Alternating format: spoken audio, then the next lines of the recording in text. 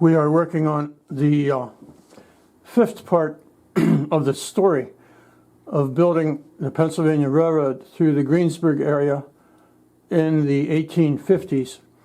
One thing I want to point out is that I didn't mention the fact that the route through Greensburg, Pennsylvania was not the only route under consideration. It was one of a number of possible ways to get a railroad into Pittsburgh. And the thing to think about is if that railroad had not come through Greensburg, Greensburg would have become a very different place than it is today. Much more like a sleepy little county seat town. In the year 1840, 10 years before the Pennsylvania Railroad was begun, the state of Pennsylvania considered running a state railroad through the same territory, and they sent their engineers out to figure out a route. And what this shows you is that there was no consistent route. It was a very troublesome area to take a railroad through, and they pointed out all these different ways that could be run, but none of which was really very satisfactory. Incidentally, one of the people on that survey was John Roebling, the guy who designed and built the Brooklyn Bridge. This shows the actual route that the Pennsylvania Railroad took, which was a combination of some of the above and a little bit more. This is the water gap in Chestnut Ridge where the Conemaugh River comes through. They did use that and come down along Chestnut Ridge, following the water courses. That was the way John Edgar Thompson, the chief engineer, decided to run the railroad through the area, because they were the lowlands and the way you could get the best level stretches to run. They were also somewhat problematic because you had to do a lot of bridging in that area.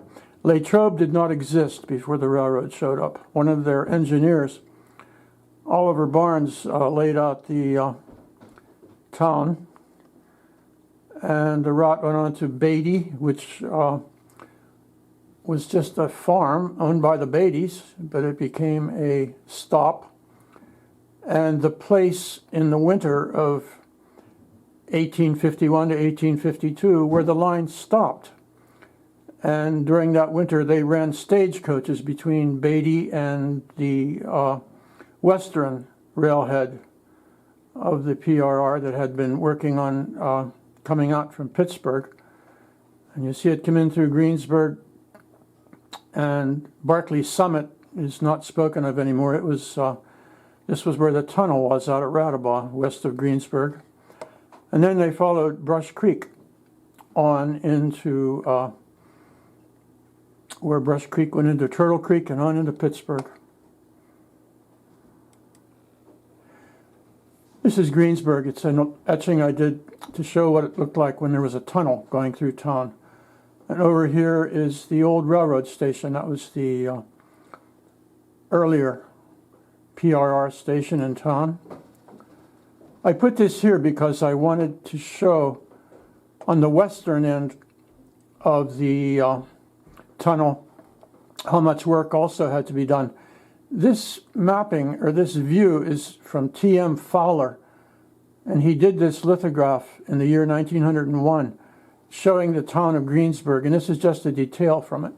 But what I'm pointing out here with the cursor is the work that these guys had to do. This is fill. This is dirt and rocks that had been scraped from the nearby fields and built up to this level so that they could have a relatively level track to run on.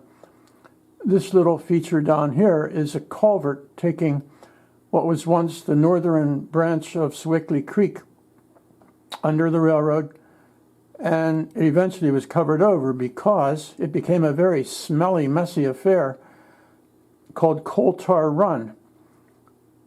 Right here was the gas works. At this place, they made the first manufactured gas in Greensburg. And this was a gas holder or gasometer. And these buildings were the places where coal was burnt and the gases were captured. Those gases were used to sell to locals for heating and lighting purposes. And the residue of these processes were dumped in the creek, which was by 1901 underground.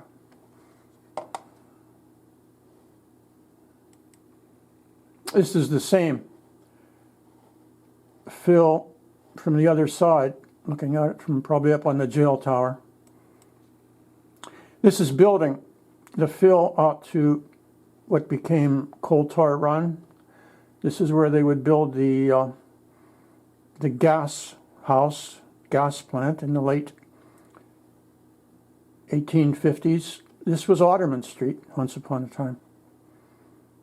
And this was what had been the road to Harrison City, and it was simply dumped on by the railroad. And there was no tunnel there put there until later, much later, about 1910.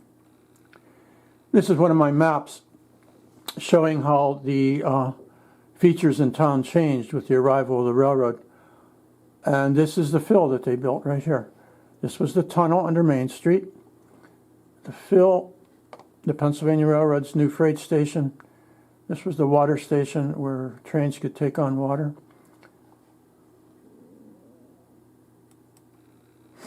The last project that they did was laying the tracks. After almost 3 years of building the fills and digging the cuts and tunnels, they were finally able to put track down.